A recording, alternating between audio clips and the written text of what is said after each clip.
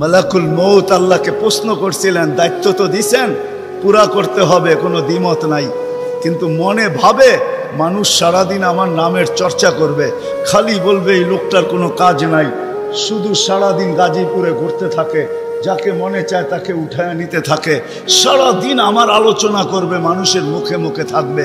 তো আল্লাহ প্রতি উত্তরে বলছিলেন, সাআজআলু লিল মাউতি সাবাবা, আমরা মৃত্যুর কারণ বানায় দিব। ইয়াযকুরু সাবাব ওয়া ইয়ানসাক, মানুষ কারণ নিয়ে আলোচনা করবে, তোমার নাম ভুলেও নিবে না। এখন নাম নিতেছে ডেঙ্গু, কয়েকদিন আগে নাম নিছে করোনা, কখনো নাম নেয় স্ট্রোক করছে, কখনো নাম নেয় এটা সেটা, ঠিক না?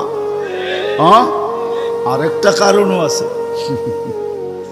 শুধু নবীজির দিকে তাকায়, এই উম্মতের জন্য আল্লাহ এটা করছেন, এই উম্মতের জন্য।